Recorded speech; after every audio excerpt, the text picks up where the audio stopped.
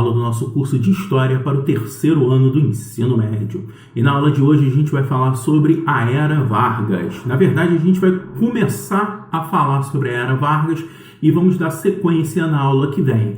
Nessa aula a gente vai observar todo o movimento que levou Getúlio Vargas a promover um golpe de Estado, o golpe de 1930. De 1930 até 1934 tem esse período aí de governo provisório, digamos assim, e depois, a partir de 1934, a gente tem até 1937 um período democrático, entre aspas, ou constitucional de Getúlio Vargas.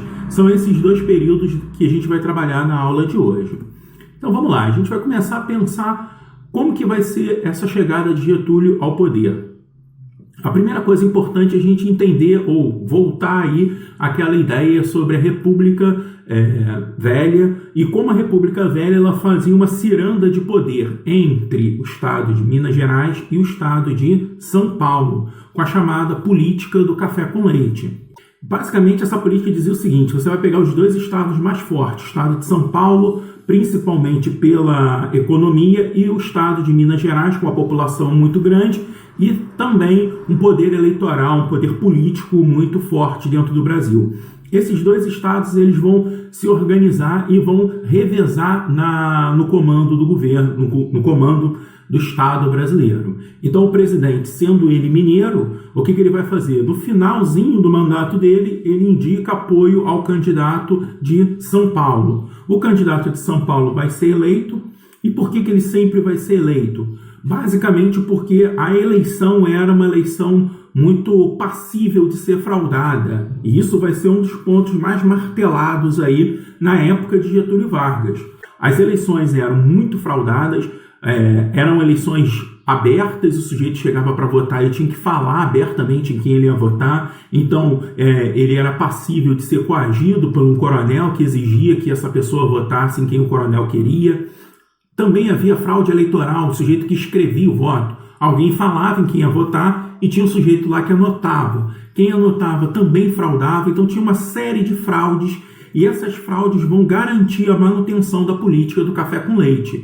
E aí esse candidato de São Paulo vence as eleições, se torna presidente da República. No final do mandato ele indica apoio ao candidato mineiro. O candidato mineiro vence as eleições e assim eles vão se revezando. Foi o caso do Arthur Bernardes, para a gente relembrar esse finalzinho da política do café com leite. Mineiro, ele vai indicar apoio a Washington Luiz, candidato aí de paulista. Na verdade, o Washington Luiz ele nasceu no estado do Rio de Janeiro, mas ele fez carreira política, toda ela política, dentro do estado de São Paulo. Então, o Washington Luiz, o que o Washington Luiz deveria fazer? Vamos lá, olha. Indicar o Antônio Carlos, o governador, de Minas Gerais, o sujeito que estava ali na boca para se candidatar, para ser o novo presidente da República, mas o Washington Luiz ele decide não indicar um mineiro. E ele assim quebra a política do café com leite, porque o Washington Luiz indica o apoio político a Júlio Prestes, que era também paulista. Tem uma série de motivos aí, a gente está vivendo um período de crise mundial, a crise de 1929, que a gente já estudou aqui, ela está afetando diretamente a produção do Brasil. O Brasil dependia muito da sua produção de café para vender para o exterior. Essa produção vai decair absurdamente, ou seja, o Brasil não tem circulação de capital, era um país totalmente dependente da exportação do café, e isso vai fazer com que a economia do Brasil vá em declínio profundo. E isso aí já vai ser o pano de fundo para a Revolução de 1930. Sob forte crise financeira, o paulista Washington Luiz quebra a política do café com leite, como eu disse para vocês. E aí, é claro, se ele quebrou a política do café com leite, o pessoal de Minas Gerais vai ficar extremamente descontente e vai promover uma aliança com o Rio Grande do Sul. Historicamente, o Rio Grande do Sul sempre foi contrário à política do café com leite, sempre foi oposição. O Rio Grande do Sul, historicamente, não aceitava esse modelo, questionava demais. E uma das figuras mais importantes era o próprio governador do Rio Grande do Sul, o Getúlio Vargas. Havia uma oposição muito forte por parte do Rio Grande do Sul E essa oposição ela vai, digamos assim, ganhar força no momento em que acaba a política do café com leite, fechado aí em Minas Gerais com o Rio Grande do Sul. Eles lançam a candidatura do Getúlio Vargas e lá na Paraíba eles vão colocar o João Pessoa como vice. Vão fazer uma chapa, Getúlio Vargas e João Pessoa lá na Paraíba, tentando pegar o apoio político do Nordeste. Então, de um lado você vai ter o Júlio Prestes, apoiado por São Paulo, e de outro lado, uma chapa que parecia ser uma das chapas mais fortes desse momento. Os mineiros apoiando Getúlio Vargas, do Rio Grande do Sul, e João Pessoa, paraibano. Então, era a chapa que tudo levava a crer que iria vencer. Porém, o Júlio Prestes é eleito presidente do Brasil. E aí cabe a seguinte questão: por que o Júlio Prestes foi eleito? Eu já citei, as eleições eram eleições abertas, extremamente fraudadas. Aquele que tinha o poder da máquina, chamada máquina pública, o presidente, ele organizava toda uma estrutura viciada nas eleições para fazer sempre com que quem o presidente apoiasse vencia. A princípio, tudo fica tranquilo, Júlio Prestes é eleito, as pessoas aceitam, Getúlio Vargas aceita, era a regra do jogo, era assim, claro, né? As pessoas ficam com muita raiva e tudo, mas aceita derrotar a derrota. O problema é que vai ter o assassinato do paraibano João Pessoa. Então, por uma série de fatores aí que não tem a ver com política, o João Pessoa ele acaba sendo assassinado lá na Paraíba. Porém, o que o Vargas vai fazer? Ele vai colocar isso como um elemento político, e isso ele vai organizar as forças favoráveis a ele, Getúlio Vargas. E quem eram as forças favoráveis?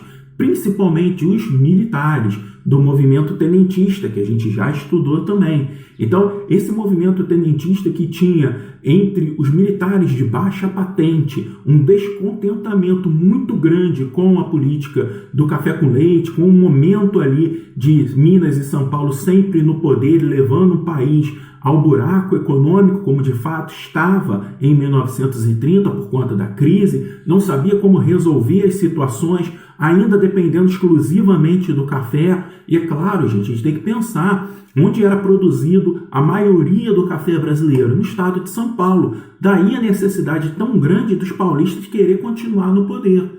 E o Getúlio Vargas, percebendo o momento ali, ele vai se aliar aos tenentistas e promover um golpe de Estado, ou seja, retirar o então presidente Washington Luiz, que aí o Júlio Prestes venceu as eleições, mas ele ainda não tinha assumido o cargo.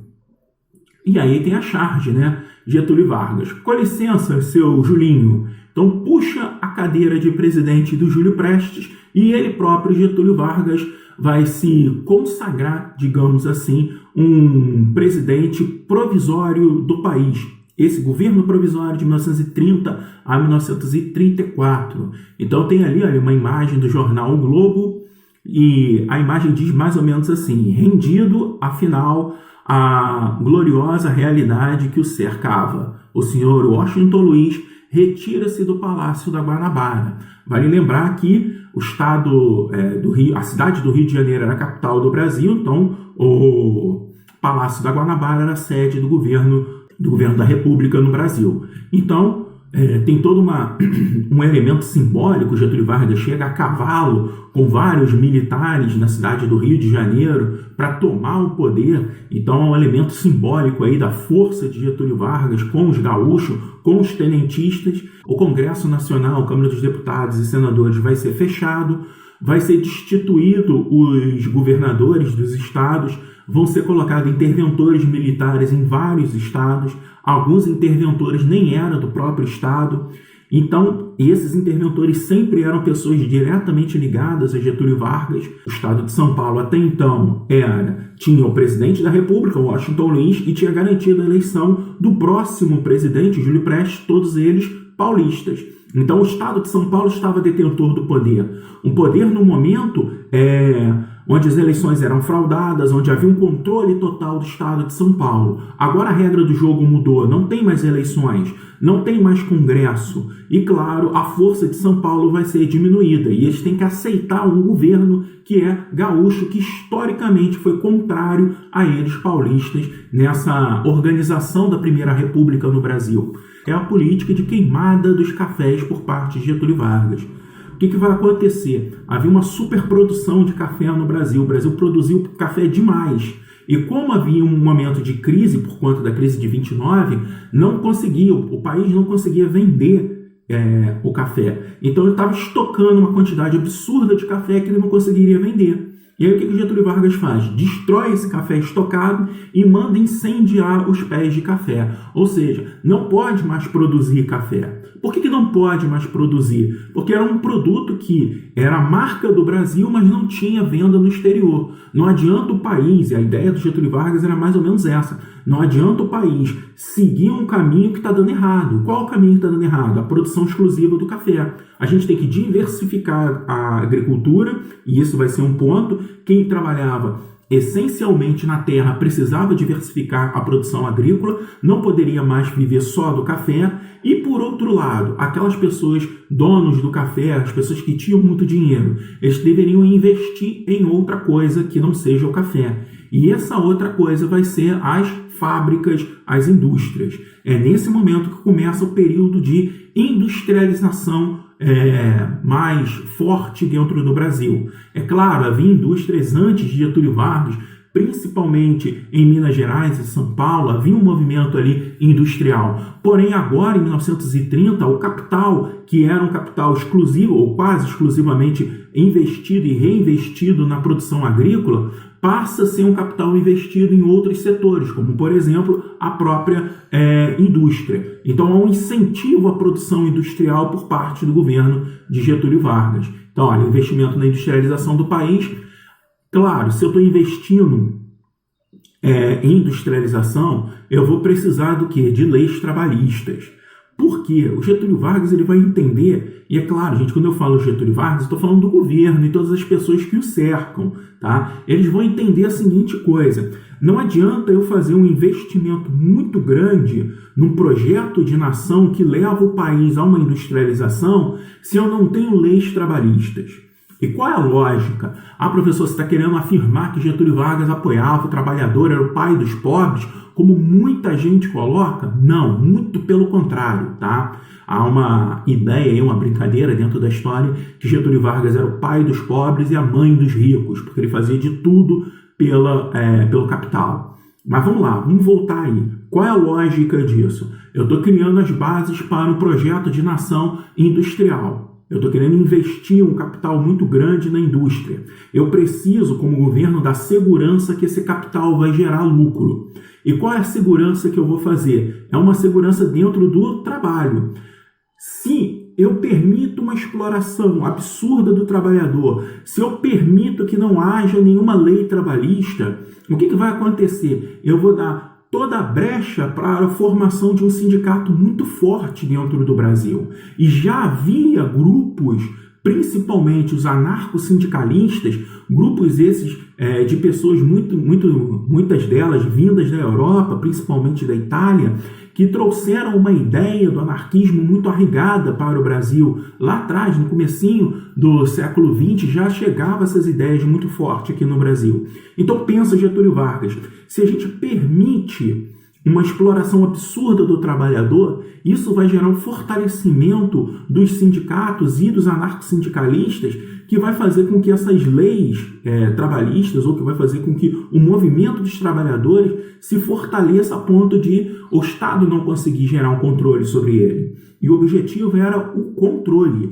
O Estado queria controlar esse grupo. Então, o que ele vai fazer? Ele vai criar as primeiras leis trabalhistas e promover o enquadramento dos sindicatos, um controle dos sindicatos. Ou seja, o Estado ele vai saber quem é os chefes de cada sindicato, o presidente de cada sindicato, e esses presidentes de sindicato vão dever informações ao próprio Estado.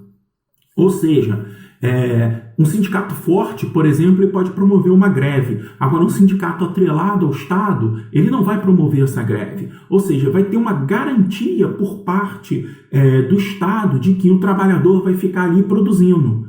E essa garantia vai ser extremamente importante para fazer com que haja um investimento daquele cara que era cafeicultor, passa a investir agora numa indústria. Eu estou dando uma série de garantias que você vai investir na indústria e vai gerar para você uma lucratividade grande. E a partir disso começa a se construir uma imagem de Vargas como um sujeito que vai defender o pobre. É claro que essa imagem de Vargas ela vai se solidificar, a construção da imagem de Vargas vai se solidificar a partir do Estado Novo, em 1937, da nossa próxima aula. Mas já começam as ideias aqui a se colocarem. Mas como eu disse, gente, vai haver problemas. O Estado de São Paulo não vai aceitar o Vargas no poder e vai gerar a Revolução Paulista de 1932, que vai ser uma tentativa frustrada aí de tirar Vargas do poder. Tá?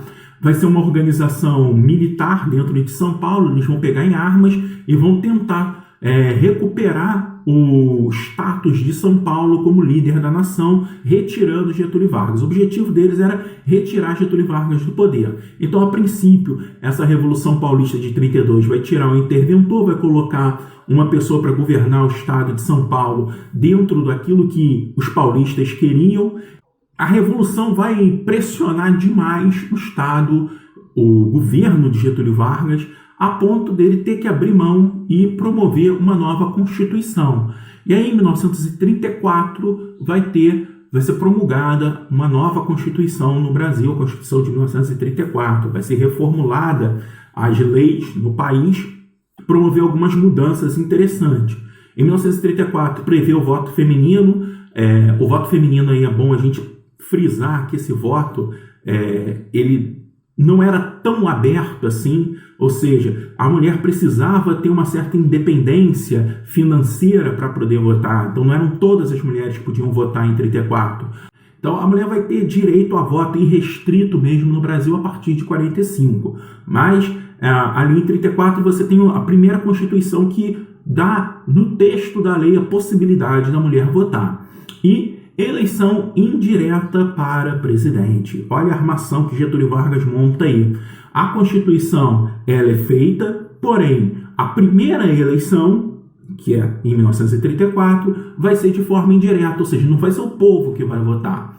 Quem que vai votar? Os próprios deputados e senadores constituintes. Esses deputados que vão votar no presidente, esse presidente iria governar de 34 até 38, quando teria novas eleições, com a participação popular, e aí sim, digamos assim, a democracia seria restabelecida no país. O grupo de deputados e senadores vai eleger o próprio Getúlio Vargas como presidente e começa um período aí de um governo constitucional de Getúlio Vargas. Agora já é um momento democrático. O Vargas está governando, mas ele não escolhe mais os interventores, ele não escolhe mais os governadores de cada estado. O Vargas está governando, mas ele não está governando sozinho. Ele tem que aceitar as decisões do parlamento, dos deputados e senadores. Em meio a esse período vão surgir dois partidos políticos extremamente importantes para a nossa história. Um partido de orientação fascista, é isso mesmo, a Ação Integralista Brasileira, liderada por um cara chamado Plínio Salgado. O sigma, como a suástica era dos nazistas, aqui no Brasil o sigma, tá vendo aqui, olha? O sigma no uniforme do Plínio Salgado, um uniforme verde. A saudação dos fascistas brasileiros, em vez de ser o Heil Hitler da Alemanha, era Anauê, pela Ação Integralista Brasileira. Eles têm toda uma orientação fascista e tudo mais, e do outro lado, o oposto, e aí mais uma vez, literalmente o oposto, um partido de organização de orientação socialista, que era a Aliança Nacional Libertadora, ligada aí ao Luiz Carlos Prestes, figura extremamente importante da história do Brasil, pouco conhecido, infelizmente, dentro da nossa história. Luiz Carlos Prestes, ele estava lá no movimento tenentista, ele teve que sair por sair do Brasil por conta da perseguição ao movimento tenentista. Ele acaba indo para a União Soviética, depois volta com o intuito de promover uma revolução socialista no Brasil. A gente vai ver o reflexo disso daqui a pouco. É uma figura bem interessante. Vão surgir esses dois partidos. É um período constitucional e teoricamente democrático dentro do país, que abre espaço para esses dois grupos aí, dois grupos opostos que vão ter vários enfrentamentos ao longo desse período constitucional.